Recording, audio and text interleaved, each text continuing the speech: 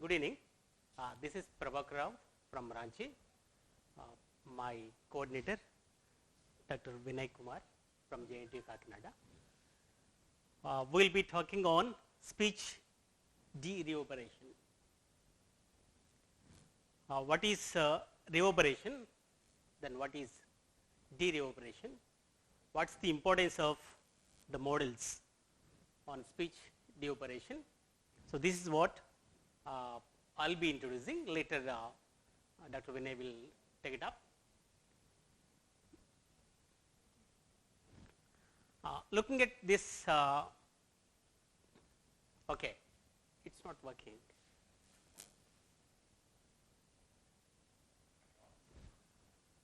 That's what. Yeah, sometimes it doesn't work. Sometimes, okay. Use the computer.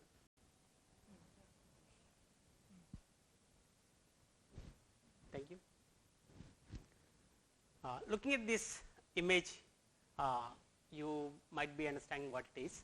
This image is taken from the book of Professor Israel Cohen, Speech Processing in Modern Communications.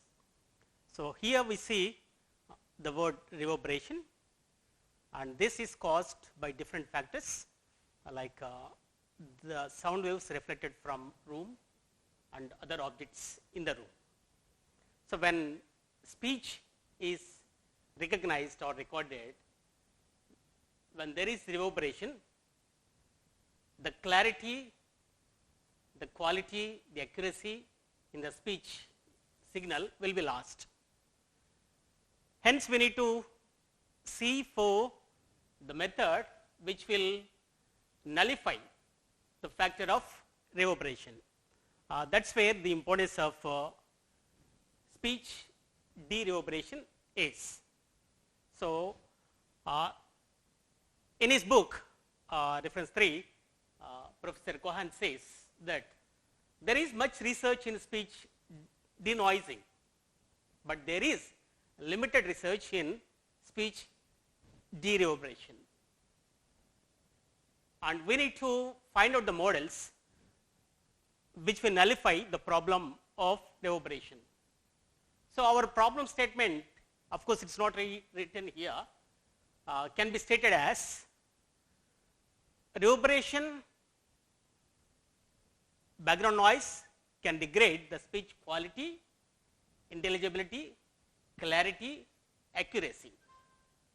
Hence, we need to formulate and design a de-reverberation model which will enhance the quality, accuracy, intelligibility, clarity of the speech signal. That is the problem statement. Now, coming to the assumptions, in order to realize such system, such model, we assume that the speech or reverberation signals are recorded from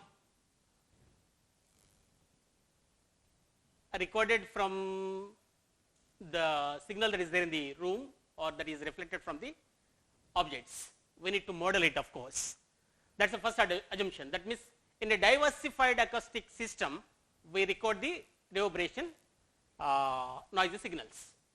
And second assumption is that we would like to formulate or design a model which will address the problem in the single microphone recorded reverberation systems or else monaural speech reverberation systems, and also multi-channel or multi-microphone reverberation systems.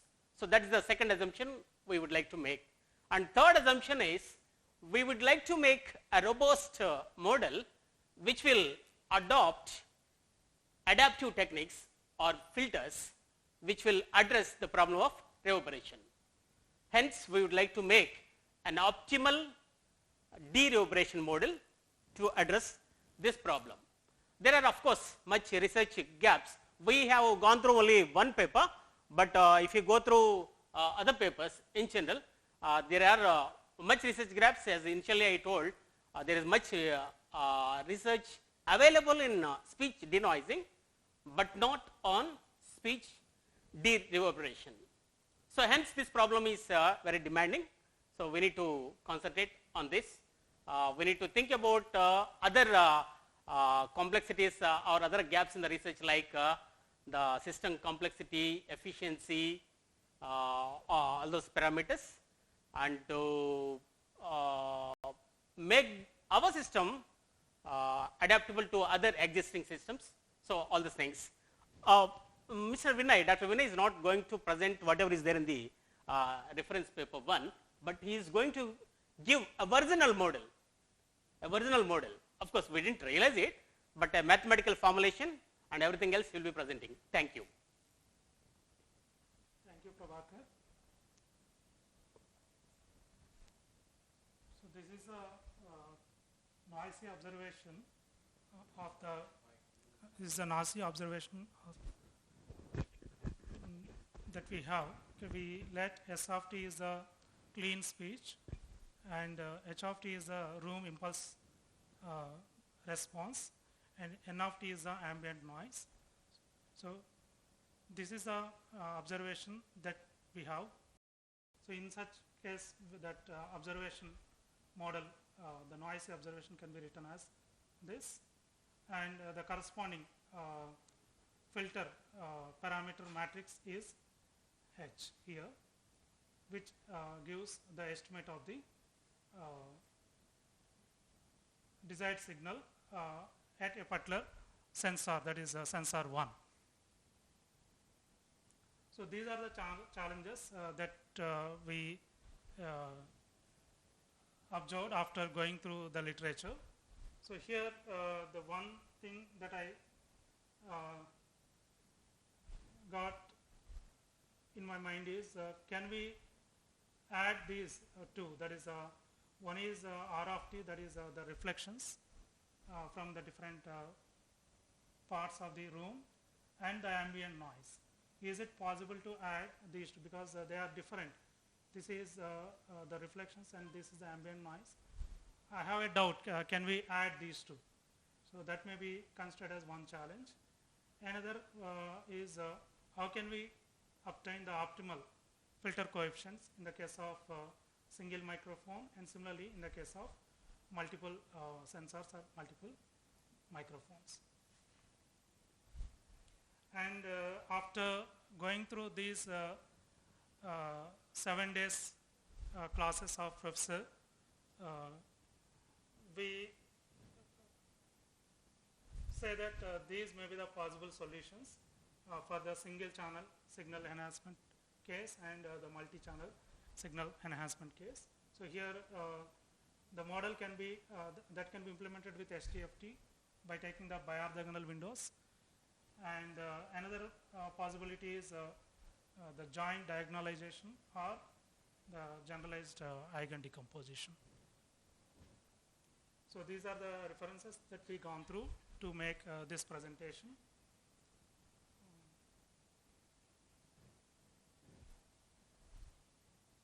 So the first one is recently published paper on the de-reverberation, and this is the textbook of our professor, and this is also a book edited by our professor.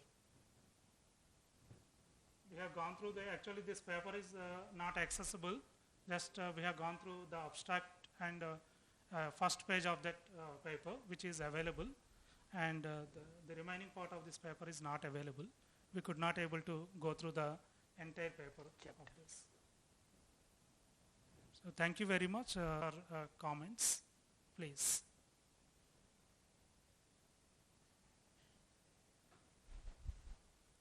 Good evening, one and all. My name is Tilak Samudrala. Good evening, one and all. My name is Tilak Samudrala, and I am MTech student from NIT Warangal, and my team members are Tasnim ma'am from DRDO scientist, and Nagadevi, MTech student from NIT Warangal. And the topic we are going to discuss today is the constant beam with beamformer and robust VAD, the challenges in achieving them, and how we are going to face the challenges.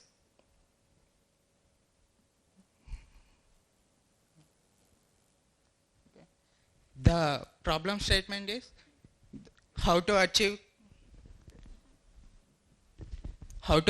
constant beam width across wide frequency range, and how to address the transient noise in voice activity detection. In the challenges we are going to face in beamforming and VRDR, in beamforming at higher frequencies, we are going to decrease the beam width as at higher frequencies the wavelength decreases, so the beam becomes narrower, so the beam width decreases, and side lobe attenuation will become poor at higher frequencies. And in VAD, the presence of transient noise is a very huge problem, and high computational complexities exist in VAD.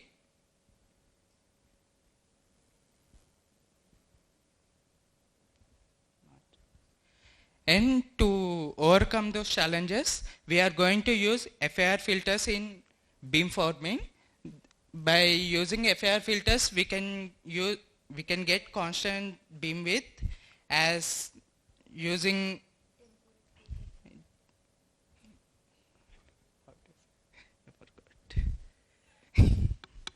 Using temporal filtering technique means creating multiple signals with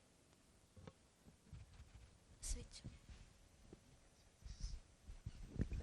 Their frequencies, beam width is narrower, so to maintain constant beam width, we are using FAR filtering technique. How we can achieve constant beam width means in single channel, in single microphone noise, we use single weight. Here for wideband signals, it is not acceptable. So that's why we use FAR filters. We are giving different weight coefficients for different frequencies to get constant beam width, constant beam forming. We can achieve this by temporal filtering technique by creating multiple signals with ensuring some delay between those signals and ensure constant beam width. And to get the robust voice activity detection, we are going to use the spectral clustering method for separating the speech and non-speech frames. We are going to have different spectral characteristics for speech and noise. By finding those, we are going to separate the speech and non-speech, and we can find our speech signals. And Gaussian mixture models we are going to use by the probability statistics, and we are going to increase the accuracy by this method. Next, the main trade-offs are even if beam width is going to wider, but the side lobes are also going to be increased as side lobe interference we are getting. And using FAR filters, we are going to ensure robustness, but the computational processing is going to increase. And in voice activity detection, when high sensitivity is getting for speech, sometimes the noise also we are going to compare it as a speech, and we are going to detect it as a speech for noise also. And these are some applications for this topic: speech enhancement systems, surveillance and monitoring systems, and medical diagnosis. Thank you.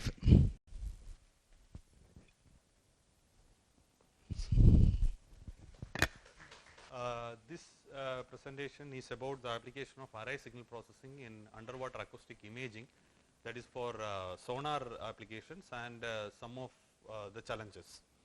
And myself, Sridev from National Institute of Ocean Technology, NIOT Chennai, and co-presenters are Mr. Ajay and Mr. Mahesh, both are from NIT Warangal. Generally, for these sonar systems, there are, if you see, there are different kinds of sonar systems are there. And these different kinds based on the different application scenarios. So one way of classifying different kinds of sonar system is based on the dimension of the image, like 3-dimensional sonar systems or 2-dimensional systems or 1-dimensional systems. So if you take the first case, that is a 3-dimensional imaging sonar. Generally for 3-dimensional or 2-dimensional imaging, it need a planar array of m by n elements, where m is the number of rows and n is the number of columns. But the problem with such kind of planar array is the computational complexity and also the hardware cost. So mainly in almost all the commercial systems available in multi-beam sonars, they won't use a planar array. Instead, they will use a cross array like this, in which this will be the transmitting element, the vertical element will be the transmitting array, and the horizontal one will be the receiving. This will be the transmitting array and this will be the receiving array. So that will have say n number of elements and this will have m number of elements, and this will have a beam pattern in the across track direction, and then by steering that beam to different angles, we can scan in plus y and minus y direction, and at the receiver side again by steering this beam to the minus x and minus plus x and minus minus x and minus plus x, we can get the receiver beams, and wherever these two beams joins, that will give a resolution cell that corresponds to an image. So this is a well established technique in almost all the multi-beam sonar systems.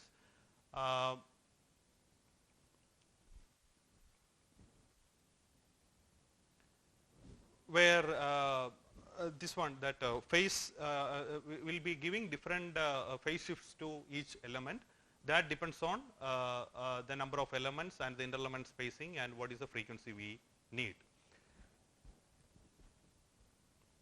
Now, one of the problem with the previous system is, say for example, the problem is actually compared to the radar systems. In water, sound travels very slowly, like only 1500 meter per second. So if we want to scan the transmitter side, assume that we have to get an image from a 50 meter range. So to and fro distance is 100 meter, and assume that we have 50 such beams to be generated, then the time for each collecting that much data will be around some 3.5 to 4 seconds. So we won't be able to use real-time processing in that. So to achieve that kind of real-time processing, there are different kinds of techniques. One particular technique proposed by a team is divide this transmitting sector beams into different sectors, and in each sector, for each direction, transmit one single frequency. Say for example, beta 1, this direction transmit F1, next direction F2. So each beam width will be tau. So like that cover it. So what happens is, we don't need to wait for all the beams to come back. We can sequentially drive as per this timing, and we can cover this much area very immediately. We don't need to wait. So the advantage is the m number of beams in the previous case has come down to k number of beams. So that is the advantage. So we can drastically reduce, say for example, at least 10 times we can reduce, depends on the number of sectors we select, so that we can do real-time processing. That is the advantage with this. Now, one more problem is, the actual challenge here is, as professor also explained in yesterday's and today's lectures, as the frequency increases, the beam width become narrow and the resolution will be better. But this is better for to image an object above the seabed. Suppose something is there below the seabed, then the frequency should be lower, means the signal has to penetrate. But the problem is, when the frequency become lower, the beam width will be higher and the resolution will be poor. So how to address this problem? Say for example, suppose we want to image something below the seabed, at the same time keep the resolution higher. So what to do? That is the biggest challenge. So this is, how to address this is, still many people have not come up with a solution, such as standard system also doesn't exist. So that is the biggest challenge, some solution to be found out. Probably we can use some kind of sub-array kind of techniques for two frequencies, maybe high frequency for high resolution imaging, and a sub-array with low frequencies for signal penetration, with probably with some less frequency or something like that. That is one challenge. And another, so this is a typical 3D image. It is from an orbit sonar actually, but this is for the objects above the water. Something is if below water, then how to address this? That is a challenge. Second kind of sonar is two-dimensional imaging sonar. This is actually compared to the first case, it's very simple. There is a linear array which will have a fixed beam width at the broad side, and this will be the azimuth beam width. It will be very narrow compared to the vertical beam width, because vertically the transducer dimension is small. So here for each strip we can generate, and this is well established technique. But here again, as the range increases, the beam width increases. So how to maintain high resolution imaging at higher lengths? So that is the higher ranges. That is a challenge. So for example, this is a very preliminary image from of a shipwreck.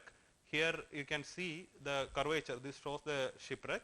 We are here some internal chambers here, but the resolution is not very high.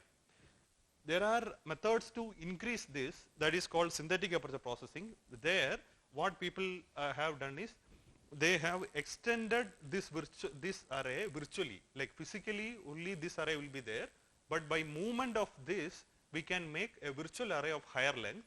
So as the array length increases, the resolution will be higher, so we will get high resolution imaging.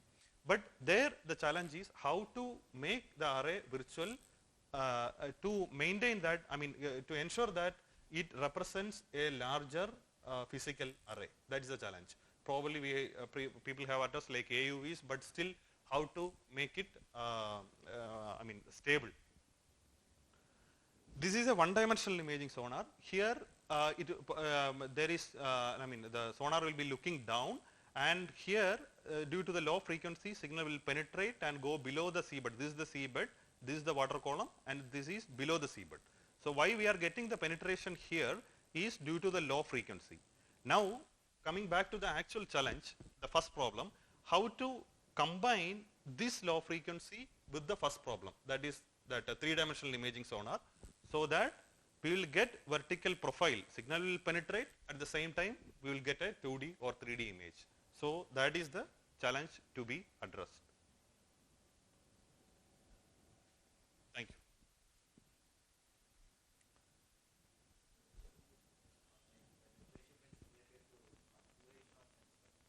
It is related to frequency, sir. If frequency is lower, signal will penetrate. Say generally if frequency is between some 5 kilohertz to 15 kilohertz, we will get penetration. But for high resolution, we have to go for 100 kilohertz or 400 kilohertz or 500 kilohertz like that. So there is something we have to compromise. If we need penetration, we have to go for low frequency. If we need high resolution, we have to go for high frequency. Otherwise, some sub-array or something to be arrived.